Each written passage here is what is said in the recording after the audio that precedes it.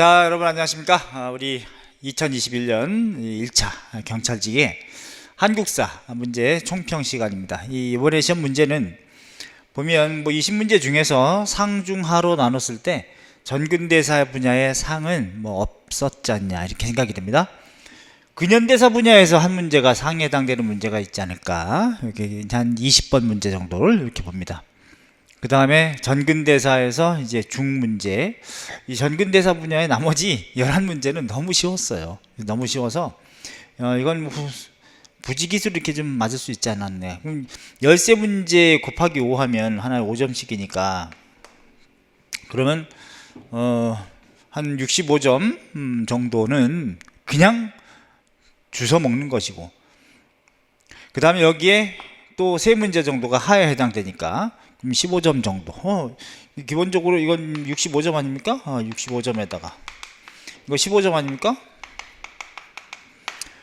그럼 적어도 80점 정도는 맞아야 된다. 그거 가지고도 부족하다. 왜?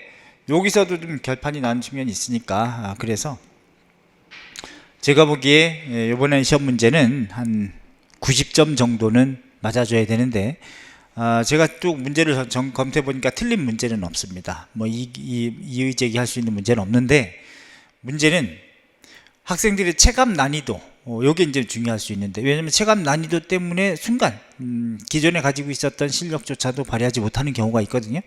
그래서 그 체감 난이도를 고려했을 때 변별력은 없는데 공부한 사람들과 안 한 사람들의 차이점은 좀 있을 것 같습니다. 그래서 공부한 사람들은 굉장히 쉬웠다.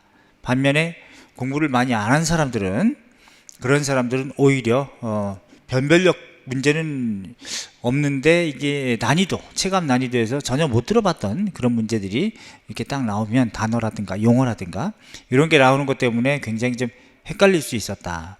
그래서 격차가 클 것 같습니다. 문제 전체는 쉬웠는데 잘 본 사람은 잘 보고 나머지는 다 80점 이하로 좀 이렇게 갈리지 않았을까, 이런 생각을 해요. 그래서 적어도 합격 점수를 좀 맞으려면 90점 정도 이상은 돼야 한국사는 이번에 합격선에 해당된다라고 봅니다. 그래서 제가 봤을 때는 지난번보다는 굉장히 쉽게 나왔는데, 누누이 말씀드렸듯이 시험 전까지 계속 이론을 같이 공부하는, 전날까지 수업 시간에 앉아서 듣고서 그 온도 가지고 그 루틴 가지고 바로 다음날 시험 보고 온 사람들은 아주 좀 쉽게 그래도 풀 수 있었다면, 이론 공부를 혼자 했다고 해서 또 여러 번 들었다고 해서 시험 전 한두 달 정도로 혼자 문제만 열심히 풀고 온 사람들은 그러면 성적이 오르지 않는다. 제가 누누이 말씀드렸습니다.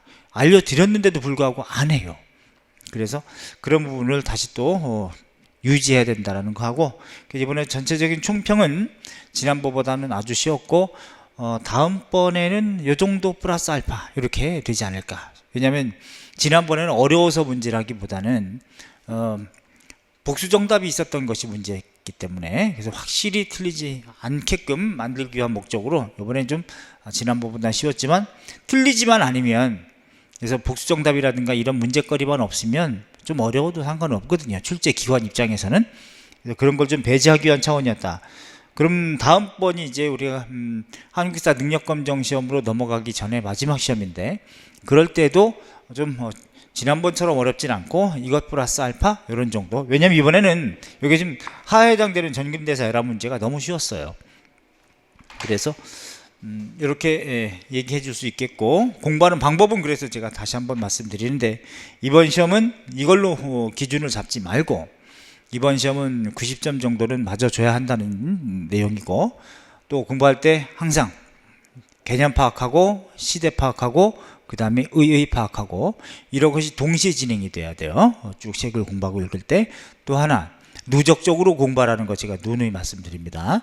그래서 여기부터 이만큼 공부했다고 그런 다음에 안 보지 말고 다시 다음에 보기 전에 이 본 부분은 쭉 넘기면서 환기만 시켜라. 그런 다음에 계속 누적적으로 넘기는 연습을 공부한 부분은 하고 누적해서 봐야 된다. 또 하나는 몰아서 하지 말아라. 토요일 날 몰아서 내지는 뭐 어느 요일을 몰아서 12시간 한국사만 공부하고 다른 요리는 전혀 안 한다. 하나만 합니다. 그냥 앉아서 했을 뿐이지 기억이 안 나요.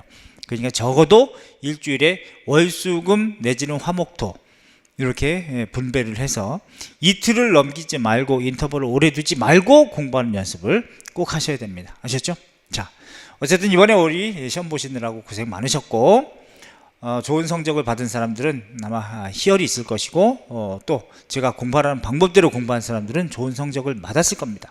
그래서 합격하기를 진심으로 기원하고 수업 시간에 또 다른 분들은 함께 뵙도록 하겠습니다. 수고하셨습니다.